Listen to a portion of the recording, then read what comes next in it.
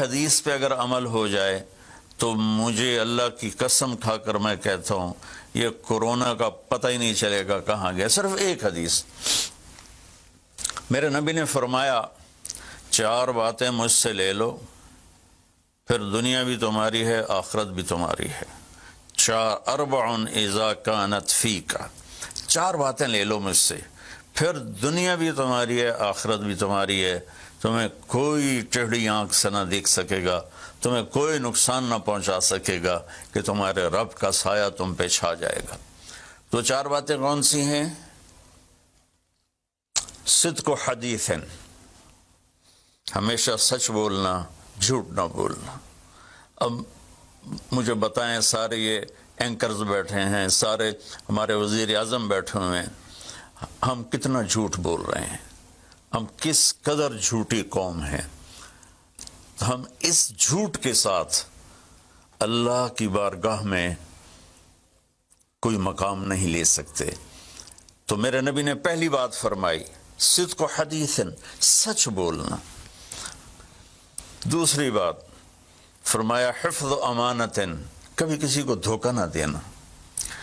یہ میرے نبی نے فرمایا میرا امتی ہر گناہ کر سکتا ہے، 2 کبھی نہیں کرے گا، ایک جھوٹ کبھی نہیں بولے گا، ایک دھوکہ کبھی نہیں دے گا۔ تو وزیر اعظم صاحب آپ اکیلے ہیں، دیانتدار ہیں، اللہ سے رونے دھونے والے ہیں، مانگنے والے ہیں، لیکن 22 کروڑ لوگوں میں سچے کتنے ہیں؟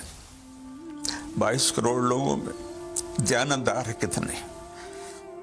ایک بہت بڑے چینل، میں ہاتھ جوڑ کے اینکر بیٹھے ہیں، معافی مانگ کے بات کر رہا ہوں، ایک بہت بڑے چینل کے مالک نے مجھ سے کہا کوئی نصیحت کرے، میں نے کہا چینل سے جھوٹ ختم کر دو۔ کہا پھر چینل ختم ہو سکتا ہے، جھوٹ نہیں ختم ہو سکتا۔ تو جہاں جس کو، یہ صرف پاکستان کی بات نہیں، پوری دنیا کا میڈیا جھوٹا ہے اور سب سے زیادہ جھوٹ بولا جاتا ہے، اور میرے رب کو، میرے نبی کو جھوٹ سے نفرت ہے۔ میرے نبی نے فرمایا پیاز کھا کے مسجد میں مت آؤ کہ فرشتوں کو تکلیف ہوتی ہے، بو ہوتی ہے، لیکن میرے نبی نے فرمایا جب کوئی مرد عورت جھوٹ بولتا ہے تو فرشتے اس کے منہ کی بدبو سے 3 میل دور بھاگ جاتے۔ تو جھوٹ اور خیانت کے ساتھ ہم کسی آفت کا مقابلہ نہیں کر سکتے۔ آپ نے فرمایا صدق و حدیث، حفظ و امانت، سچ بولنا چاہے جان چلی جائے، اور دھوکہ نہ دینا۔ مسلمان کسی کو دھوکہ نہیں دیتا ہے۔ تیسرا فرمایا حسن و خلیقت، اپنے اخلاق اچھے کرنا، اور اخلاق کا سب سے اونچا مقام حیا ہے۔ اب میں کیسے بات کروں؟ میرے دیش میں حیا کو کس نے تار تار کیا؟ میرے دیش کی بیٹیوں کو کون نچا رہا ہے؟ ان کے کپڑے لباس مختصر کون کروا رہا ہے؟ یہ کس کے گردن میں یہ گناہ ڈالوں؟ میں مجرم ہوں، میں نے اپنی قوم کو نہیں سمجھایا، میں اللہ سے معافی مانگتا ہوں۔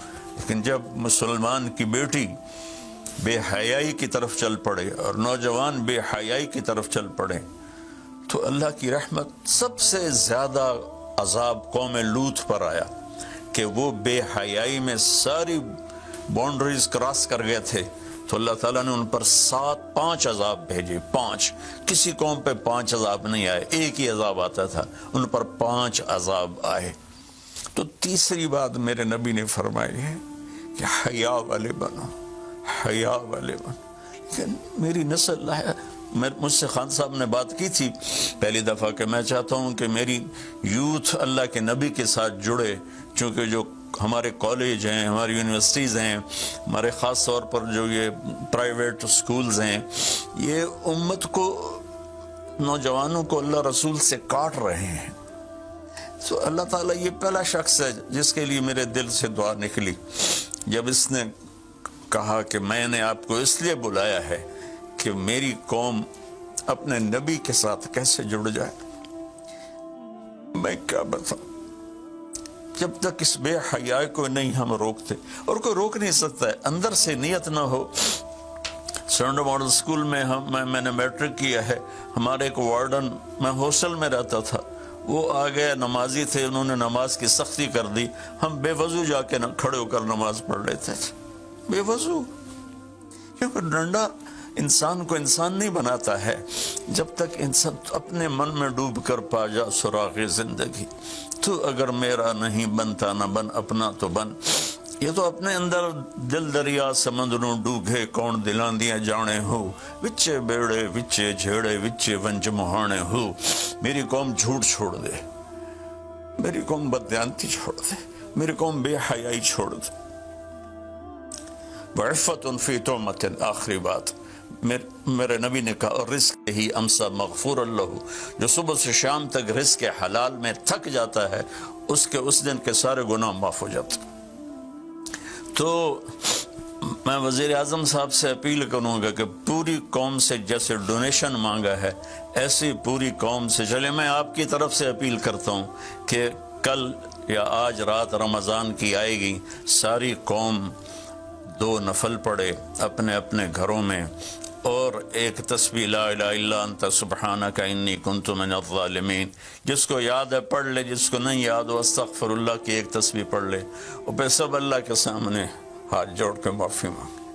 اور اللہ تعالیٰ کہتا ہے ما من یوم الا والبحر یستاذن فی ان یغرق ابن آدم، روزانہ، یہ مسند احمد کی روایت، روزانہ سمندر کہتا ہے یا اللہ اجازت دے میں چڑھ جاؤں اور ان کو بہا دوں۔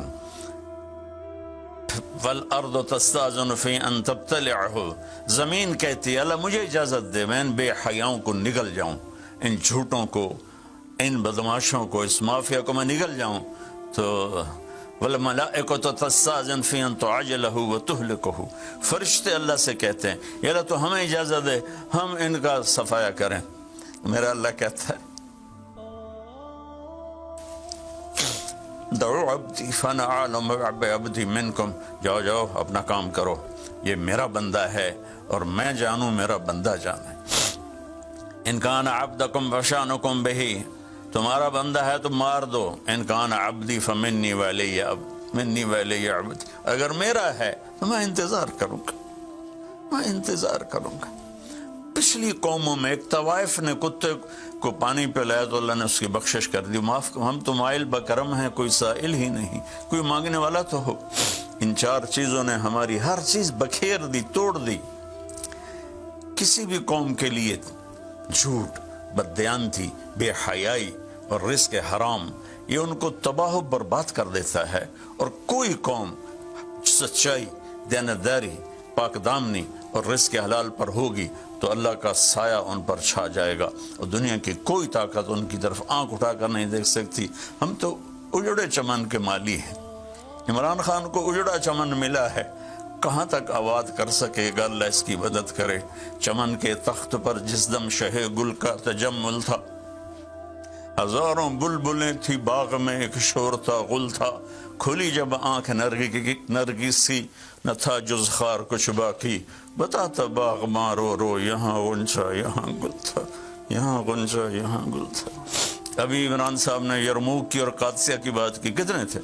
30,000 تھے خالد ابن ولید کے کمانڈ میں، اور سامنے باہان جو تھا وہ 3 لاکھ کا لشکر لے کر آیا ہوا تھا، اور قادسیہ کے میدان میں بھی 30,000 صحابہ تھے، اور ادھر سے جو رستم تھا وہ 3 لاکھ کا لشکر لے کر آیا ہوا تھا، ان کے ساتھ اللہ تھا۔ ہم اللہ کو ساتھ لیں، سارے اسباب اختیار کریں۔ مالداروں سے کہتا ہوں، میں نے اپنا کلپ الگ ریکارڈ کرا ہے کہ اس سال ساری زکوٰۃ ان غریبوں میں تقسیم کریں۔ آپ تک تو ہر آدمی نہیں پہنچ سکے گا، اپنے اپنے علاقے میں جو مالدار لوگ ہیں وہ اپنی زکوٰۃ غریبوں میں ان میں تقسیم کریں، ان کے گھر جا کر دیں، کسی ایک کی دعا لگ گئی نا تو 7 نسلیں ہماری آباد ہو جائیں گی۔ تو بس میں معافی چاہتا ہوں، آپ نے مجھے کافی دیر بٹھایا تو میں نے بھی تھوڑا سا آپ کا ٹائم لے لیا، تو آپ درود شریف پڑھیں۔